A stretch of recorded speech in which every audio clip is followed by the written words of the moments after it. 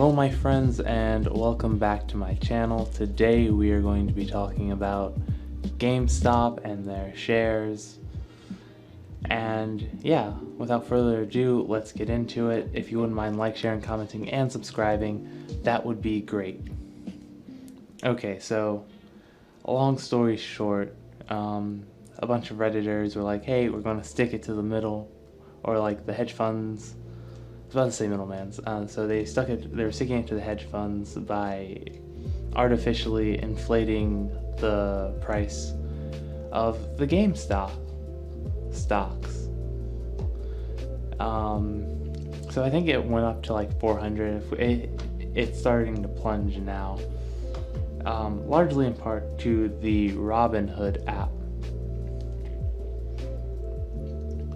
So shares in the GameStop video game company at the center of small investors gathering assault on Wall Street, which I think is kind of a little bit ridiculous, to be honest with you. Plunged 60% after the amateur trading platform Robinhood barred users from investing in stocks, including GameStop. Now, I personally don't have this problem because I use First Trades and Axos investing, so I don't really monitor it that much. And First Trade doesn't do any of this. Pre-market trading had suggested prices would dip after the stock more than doubled in value on Wednesday, but shares in GameStop defied predictions initially, with an early surge taking the market value of the company beyond $30 billion, which I think is just ridiculous. You know, it is GameStop. You know, whether you like your GameStop or hate GameStop, or you're using it to stick it to the man, that's a lot of money. I think that's more than what Tesla's worth. Definitely in the Fortune 500, which is which is ridiculous for any video game company, especially a distributor, would be there.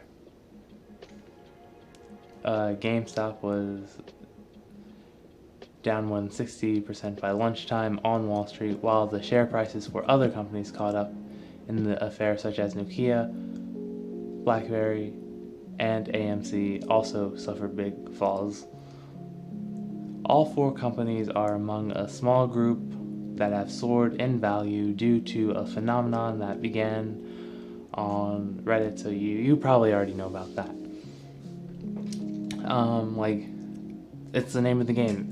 I think everyone who is invested into GameStop, whether it be on the short sells or the actual investing, they're all going to take losses. I don't think a lot of the small investors care that they're taking the loss, but they're certainly not taking as big of a loss as these hedge funds, which are, I think, lost like $70 billion,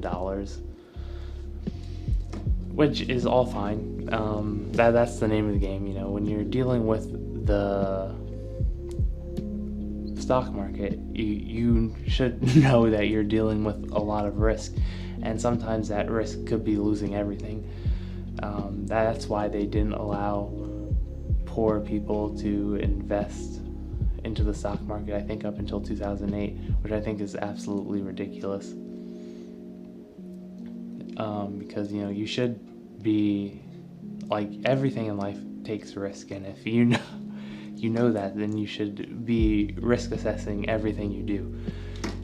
So I don't think you should necessarily bar people, and I think the attack on these people is not very well suited either. So the response was way worse than the actual problem.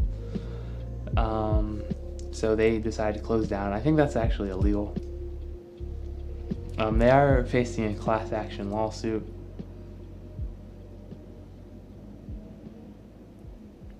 And yeah, it's absolutely ridiculous. I'm going to put another video on how Christians should deal with this, and then we'll get into that when I put it out. But yeah, it is what it is, you know, you can't really do anything about it. God bless you and have a wonderful day. Goodbye.